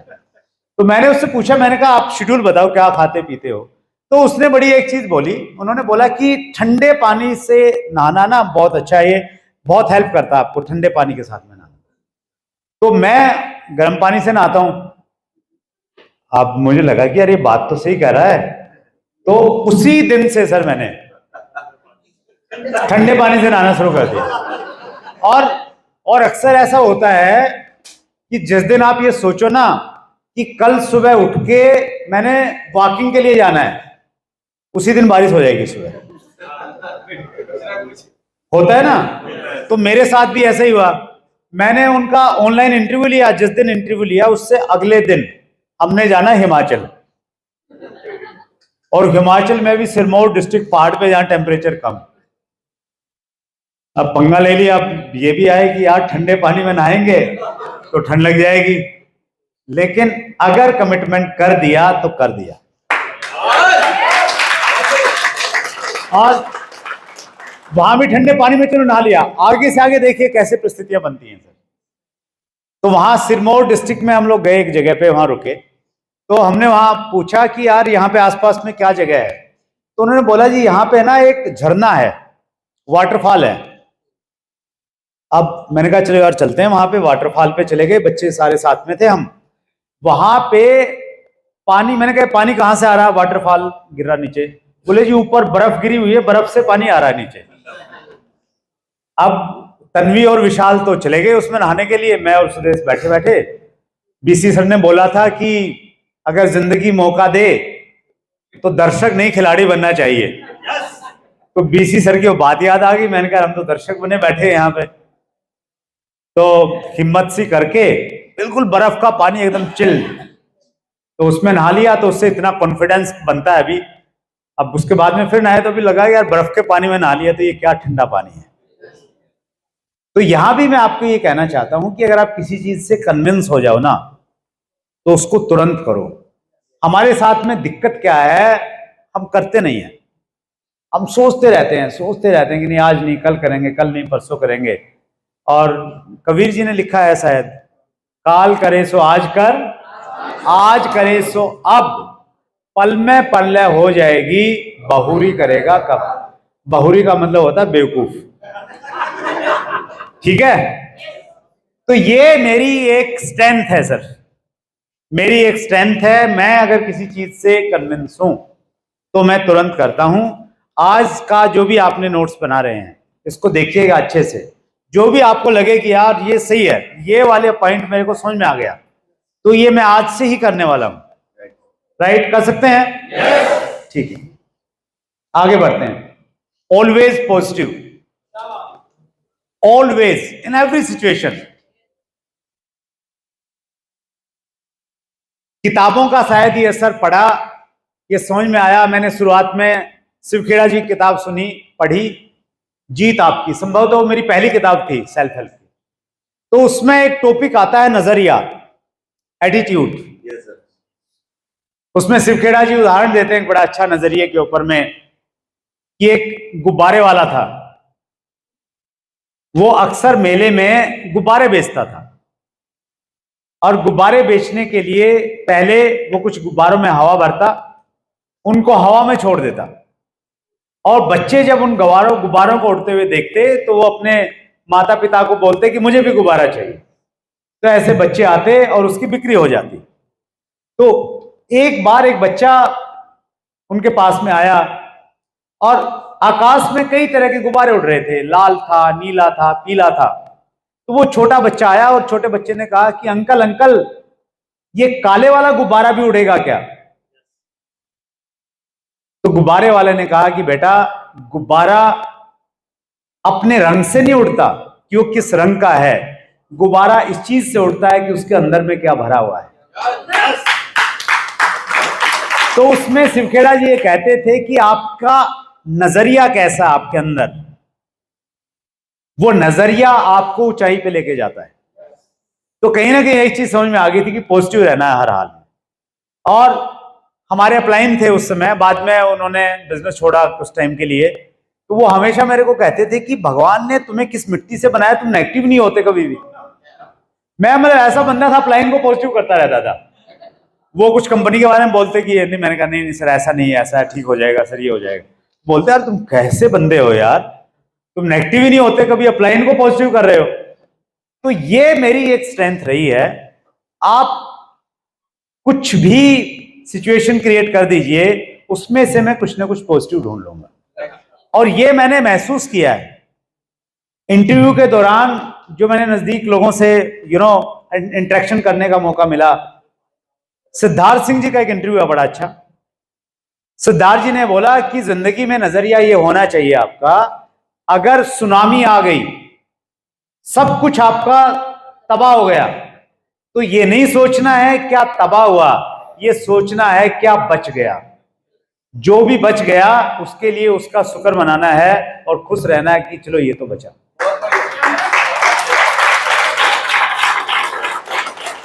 तो ये वाला भाव अगर आपके अंदर में है ना, हमेशा पॉजिटिव रहने का। जैसे हमारी है ना टीमें कई बार इधर उधर चली जाती हैं, दूसरी कंपनी में चली गई, छोड़ के चली गई, मेरे साथ में भी ऐसा हुआ। तो इस नजरिए की वजह से मालूम मैं क्या सोचता था, मैं ये सोचता था कि यार ये जो गए हैं ना, ये सारे राहु केतु शनिचर थे, इनकी वजह से नहीं बढ़ रहा था, अब ये चले गए तो बढ़ेगा। हेलो, उनके सामने नहीं कहता था और किसी को भी नहीं कहता था डाउनलाइन को मोटिवेट करने के लिए, अंदर ही अंदर कहता था, पॉजिटिव करता था कि नहीं ये निकम्मे नालायक, इनकी वजह से नहीं बढ़ रहा था, अब ये चले गए हैं अब बढ़ेगा। तो आपको परिस्थितियों को अपने हिसाब से कन्वर्ट करना पड़ेगा, सोचना पड़ेगा, फिर चीजें ऑटोमेटिकली बदलते हैं। तो ये मेरी एक स्ट्रेंथ है, कहीं ना कहीं आज भी है, परमात्मा ने दी है। और परमात्मा के साथ साथ में आपने खुद भी एफर्ट्स करना पड़ता है। पॉजिटिव एटीट्यूड के ऊपर मैं एक है ना टॉपिक लेता था पहले, इन दिनों शायद वो स्किप हो गया कहीं ना कहीं। उसमें हम ये बताते थे कि जो एटीट्यूड है ना, ये ऐसा नहीं कि एक बार आपने पॉजिटिव कर लिया फिर जिंदगी भर के लिए पॉजिटिव हो गया। इसके लिए आपको एफर्ट्स करने पड़ेंगे अपने एटीट्यूड को पॉजिटिव रखने के लिए। उन एफर्ट्स में आपको लगातार सेल्फ हेल्प की किताबें पढ़नी पड़ेगी, लगातार पॉजिटिव लोगों की संगत में रहना पड़ेगा, आपके अंदर में कृतज्ञता का भाव हमेशा रखना पड़ेगा। ग्रेटिट्यूड की जो फीलिंग रहती है ना, वो हमेशा आपको पॉजिटिव रखती है। आप लोगों से नाराज रहते हैं, एहसान फरामोश रहेंगे, तो नेगेटिविटी आपके अंदर में आएगी। और इसमें एक पॉइंट ये भी आता था कहीं ना कहीं कि आप अगर तुरंत काम करने की आपकी आदत है, तो ये आपके अंदर में पॉजिटिविटी बना के रखेगी, आपके कॉन्फिडेंस को बिल्ड करके रखेगी। तो ये कई सारे काम आपको लगातार आप करते रहते हैं, तो आप पॉजिटिव बने रहते हैं। फीलिंग ऑफ ग्रेटिट्यूड, ये पॉजिटिव एटीट्यूड की वजह से मेरे अंदर में आई, और ये मुझे लग रहा है कि मेरी एक ठीक ठाक सी स्ट्रेंथ है। हर किसी के प्रति कृतज्ञता का भाव रखना, अपलाइनों के प्रति, कंपनी के प्रति, क्रॉस लाइन के प्रति, डाउन लाइन के प्रति, पेरेंट्स के प्रति, प्रकृति के प्रति, हर किसी के प्रति। और इसके लिए आप एक आदत डाल सकते हैं। मैं इस पे मैंने बहुत दिनों तक काम किया, जब तक ये बिल्कुल मेरी आदत में शुमार नहीं हो गई। आप डालिए, इसकी आदत बनाइए, आज से ही शुरू कीजिएगा। हर रोज सोने से पहले 5 लोगों के प्रति कृतज्ञता व्यक्त करो, उस दिन जिन लोगों को लेके आपको अंदर भाव आ रहे हैं।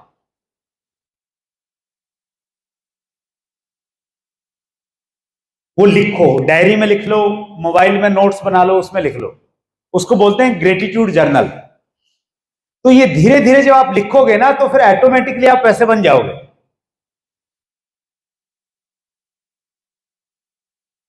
रात को सोने से पहले सुबह से लेकर रात तक का अपना शेड्यूल देखो, उसमें जिन लोगों को आपने लगा कि हेल्प किया तो उसमें लिखो। आपकी पत्नी ने अगर आपके लिए अच्छा खाना बनाया तो उनको लिखें, आपको बहुत बहुत धन्यवाद, आपने बहुत अच्छा खाना बनाया, आप मेरा बहुत ख्याल रखते हैं।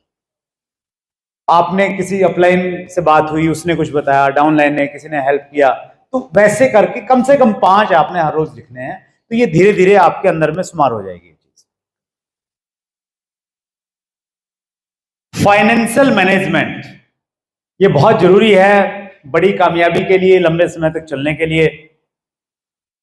मैंने शुरुआत किया, स्टार्टिंग में मेरे पास में फाइनेंशियल बड़े क्राइसिस रहे। मैं अक्सर अपनी कहानी में बताता हूं कि पहले 2 साल के बाद में जब मैंने हिसाब किताब लगाया तो मैंने ये पाया कि आरसीएम करने से मैं 2 लाख रुपए का कर्जदार हो गया था। हेलो, 2 लाख रुपए का कर्जा।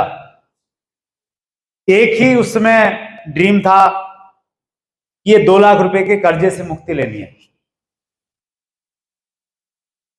और धीरे धीरे सारी चीजें ठीक हुई। तो यहां मैं ये कहना चाहता हूं, आप ज्यादा हवाबाजी में मत आइए, ज्यादा दिखावे के चक्कर में मत रहिए। डायरेक्ट सेलिंग में, हालांकि हमारे यहां आरसीएम में दिखावे का कल्चर नहीं है, लेकिन बहुत सारी कंपनियां तो सिर्फ दिखावे से ही चलती हैं। मतलब गाड़ी घड़ा घर के सामने खड़ी करने की जगह नहीं है,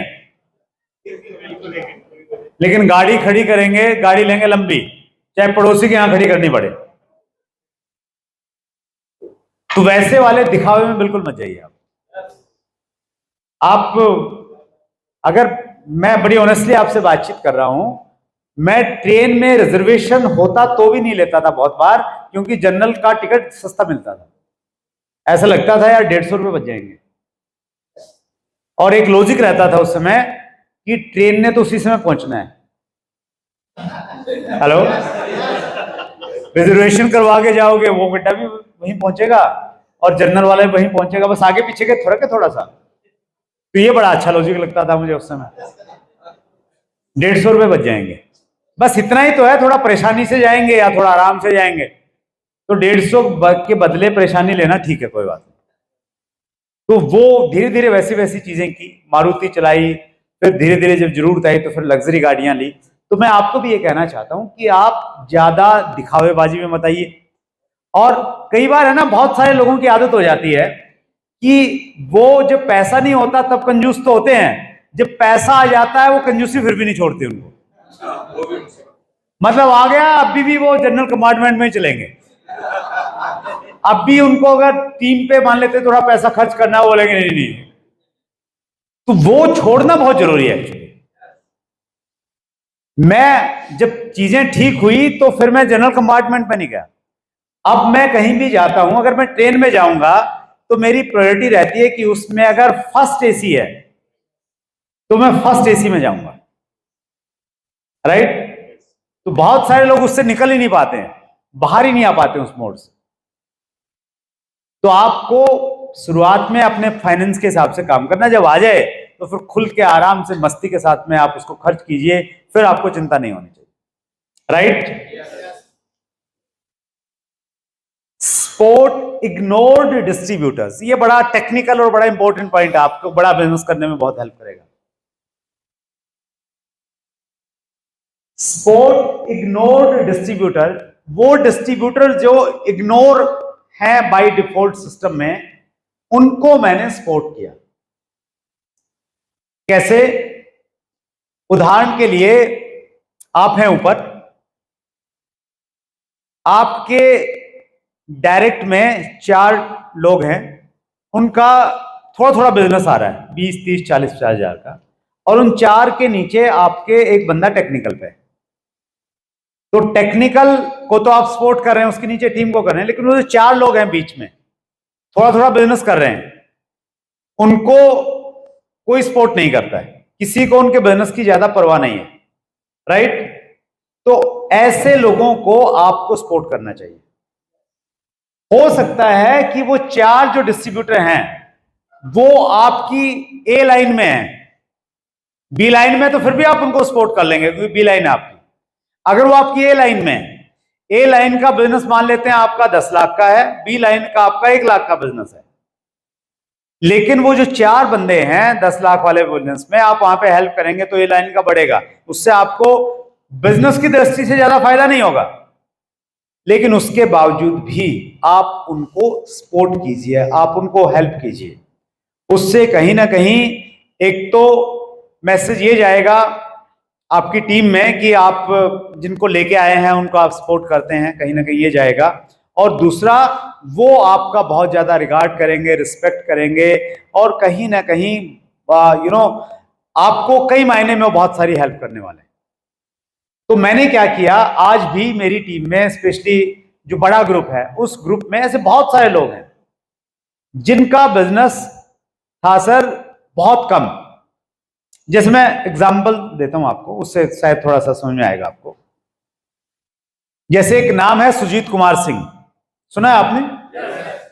बहुत शानदार कोर लीडर हैं, बहुत तेजी के साथ उन्होंने काम किया। सुजीत कुमार सिंह जी के ऊपर में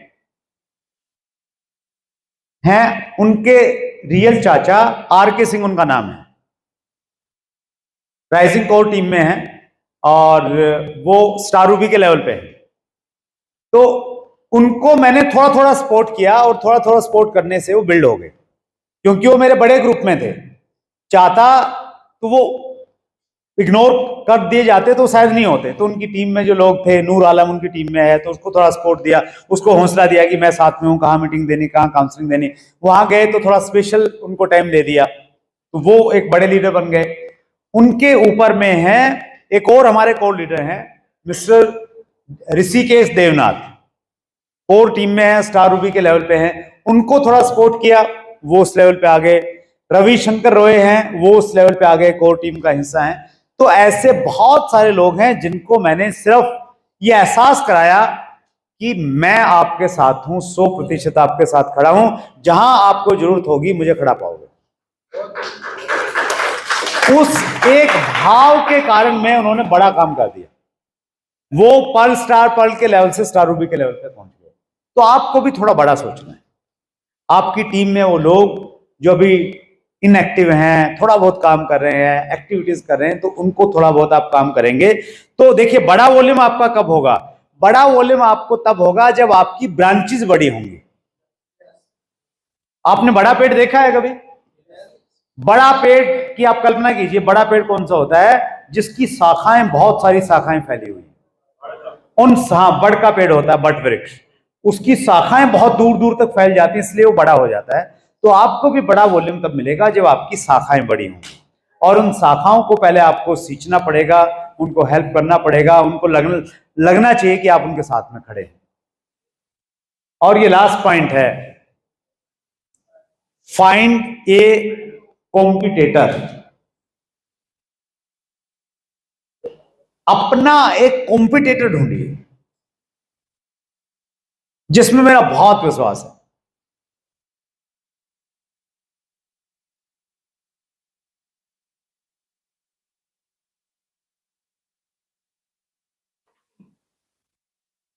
बीस अक्टूबर 2002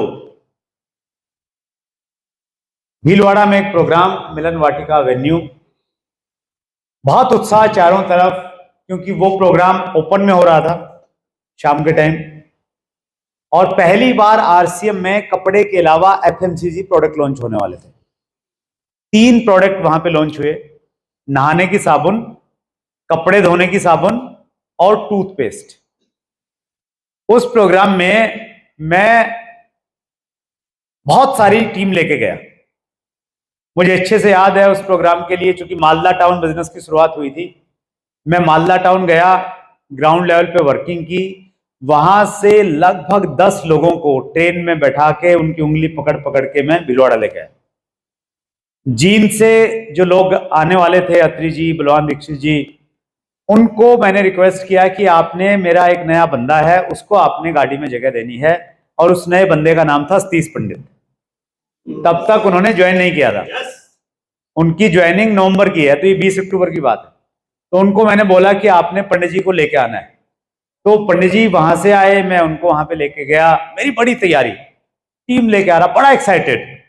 और मुझे उम्मीद थी कि भाई, मैं जींद शहर का बड़ा अचीवर अपने एरिया का, मेरे को माइक मिलेगा, कुछ ना कुछ बोलने का मौका मिलेगा। और वहां पे मेरे को लाइन लगी ना जब अचीवर की, जो भी मेरा लेवल था, तो उसमें मेरा नंबर तीसरी लाइन में आया। इधर एक लाइन लगी हुई स्टेज पे, एक लगी हुई है, एक मेरा।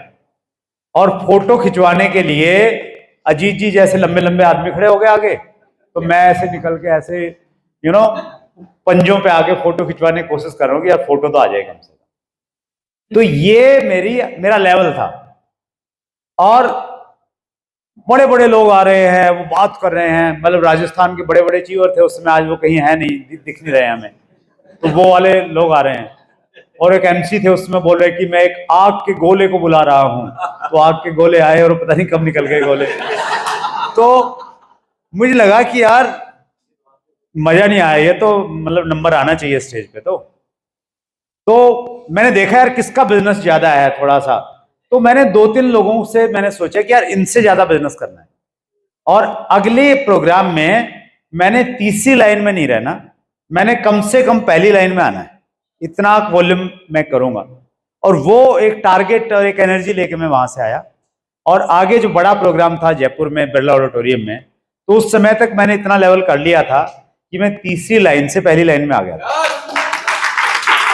लेकिन पहली लाइन में आने का मतलब ये नहीं है कि पहली लाइन छोटी थी, उसमें 40-50 लोग खड़े थे, तो वहां तक पहुंच गया था मैं। और वहां मैंने टारगेट लिया कि मैं टॉप 20 की एक लिस्ट बनती थी, उसमें पिने नहीं होती थी, कि मैंने टॉप 20 की लिस्ट में आना है। रिकॉग्निशन कैसे करते थे हम, जैसे कोई बड़ा प्रोग्राम है, कंपनी से लिस्ट आएगी, जिनको ज्यादा पैसा मिला, ज्यादा चेक बना, वो 20 नाम पहले निकलते थे, उनको स्टेज पे रोल मिलता था। तो मुझे यह था कि 20 में आना है, फिर मैं 20 में आया, फिर मैं 10 में आया, फिर डायमंड की पिन बनी, तो मुझे लगा कि डायमंड की जो रिकॉग्निशन होगा तो पहले रिकॉग्निशन में मैंने शामिल होना है, और मैं पहुंच गया। और एक व्यक्ति थे, नाम लेना थोड़ा ठीक नहीं रहेगा, तो उनका बड़ा वॉल्यूम था, बड़ा दबदबा रहता था उनका कंपनी में, उनकी एक अलग क्या बोलते हैं, उनकी एक अलग धाक थी, यार वो आ रहे हैं रास्ता छोड़ दो, तो वो वाला सीन रहता था। तो मुझे लगा कि यार इनसे बड़ा बिजनेस करना है मैंने। मतलब उसमें उनका बिजनेस भी बड़ा था, और धीरे धीरे मैं उनके लेवल तक पहुंचा। धीरे धीरे मैंने उनके लेवल से बड़ा बिजनेस किया। फिर धीरे धीरे मैंने सोचा कि यार इनके जितना बिजनेस तो मेरी टीम वाला बंदा करेगा, वो मैंने टारगेट सेट किया। मोटिवेशन मिलता ना, इमोशन क्रिएट होते। मुझे लगा कि नहीं यार, ये जितना बिजनेस करते हैं ना, उससे तो मेरी टीम वाला बंदा करेगा। तो वो सारी की सारी चीजें क्रिएट हुई, वो हुई। तो मैं यहां पर आपके लिए एक टास्क है, टास्क ये है कि आपका कंपटीटर कौन है, उसका नाम लिखना है आपने। लिखिए, खोलिए डायरी। कंपटीशन कमजोर से करना चाहिए या ताकतवर से? ताकतवर से करना चाहिए, राइट। वर्ल्ड कप में दक्षिण अफ्रीका को हरा के आप जीतते हैं तो उसका मजा है, राइट। तो आपका कंपटीटर कौन है, कौन होना चाहिए कंपटीटर? एक तो अच्छा, कंपटीटर बहुत भारी भी नहीं पकड़ना चाहिए, नहीं अब वैसे आपकी सांस फूली रहेगी, यार इससे आगे तो नहीं निकला जा रहा। ठीक है, कंपटीटर आप चेंज भी कर सकते हैं, एक को क्रॉस किया, फिर दूसरा पकड़ लिया, फिर तीसरा पकड़ लिया। तो आपने कंपटीटर पकड़ना है। और आप कंपटीशन कभी भी डाउनलाइन और क्रॉस अप लाइन से नहीं करना है। किससे करना है? क्रॉस लाइन से करना है। ठीक है, आपका नजदीकी क्रॉस लाइन आपका कंपटीटर हो सकता है, राइट। आशीष जी चाहें तो सुनील जी से 2-2 हाथ कर सकते हैं,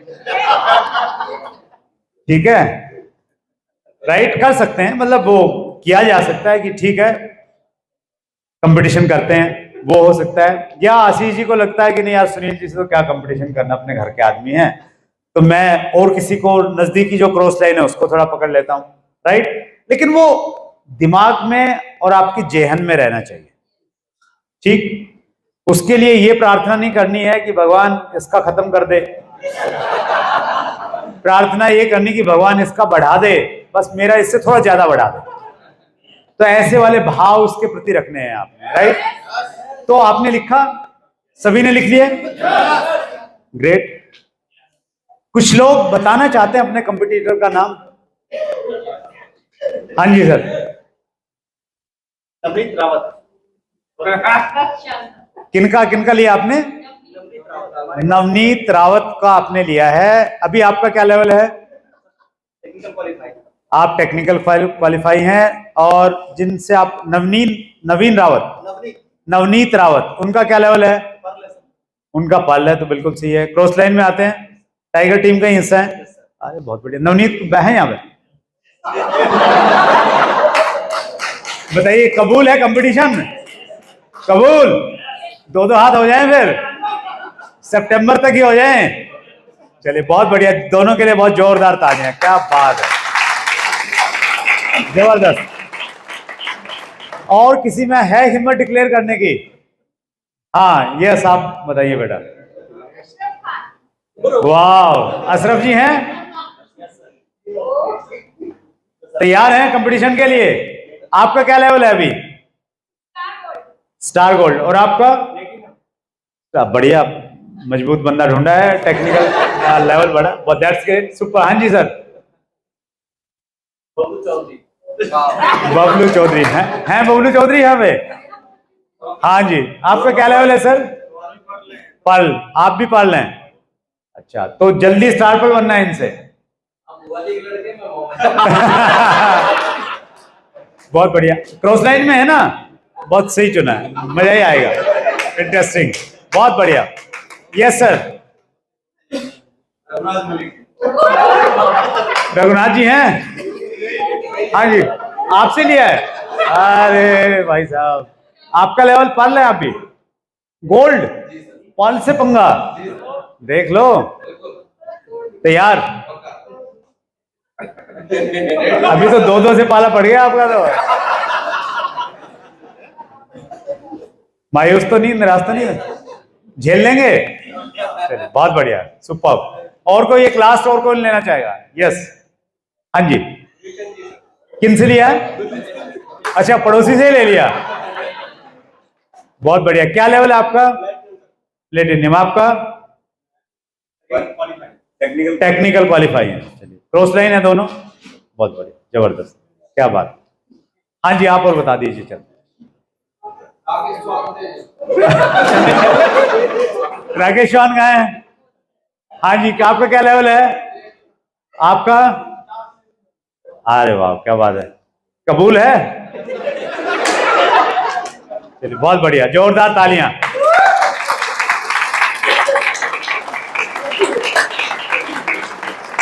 कंपटीटर, देखिए कंपटीशन का अपनी एक साइकोलॉजी है। स्कूल में बच्चों के गेम जो करवाते थे ना, तो उससे आप अपनी प्रतिभा को बाहर निकालने में आपको मदद मिलती है। वो इमोशनल भी एक कारण क्रिएट होता है। और ये टेस्टेड फार्मूला मेरे पास में है ही। मैं तो ऐसे कंपटीशन करते करते करते करते कब डायमंड पे पहुंच गया मालूम ही नहीं चला। मैं तो लगा गेम की तरह खेल रहा था बिजनेस को। और जब आप डूब जाते हैं किसी चीज में, तो फिर आउटकम आपका ऑटोमेटिकली आता ही रहता है। तो ये 14 ऐसी चीजें हैं जिन्होंने एक केबल वाले को आरसीएम का डायमंड बना दिया।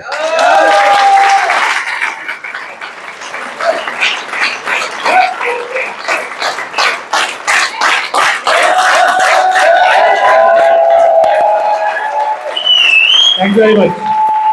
और आपने भी अगर आउटकम को बदलना है, आउटकम अगर आपका डायमंड है, तो आपने पहले आइडेंटिटी पे काम करना पड़ेगा।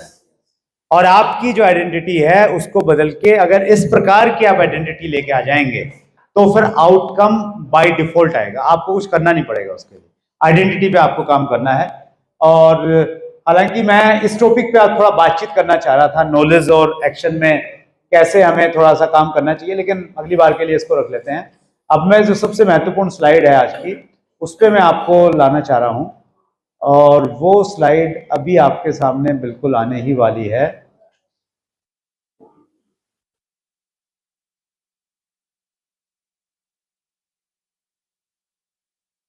ये आ गई। Success loves speed. सफलता को रफ्तार पसंद है। आप में से सफलता कितने लोगों को पसंद है? सबको सफलता पसंद है। और सफलता को क्या पसंद है? रफ्तार पसंद है, स्पीड पसंद है। और स्पीड के लिए 3 महीने का ट्रैक सच के आपके सामने तैयार है। जुलाई, अगस्त, सितंबर। बहुत ज्यादा रोड मैप पे मैं नहीं जाऊंगा, क्योंकि मुझे बहुत अच्छे से मालूम है कि रामकिशन सर जी जैसा रोड मैप बनाने वाले इस देश में बहुत कम हैं।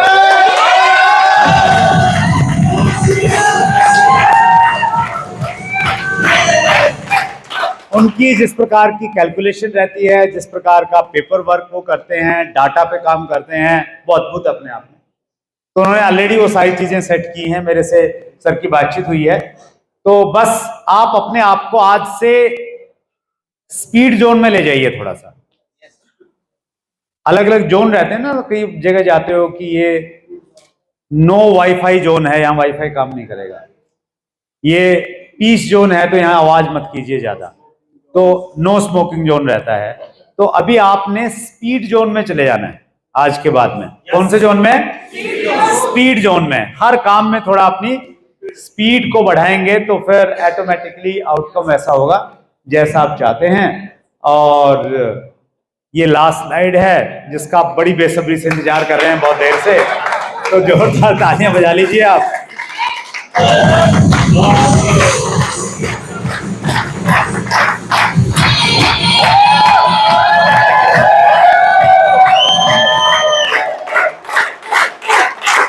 बहुत बहुत धन्यवाद आप सबका।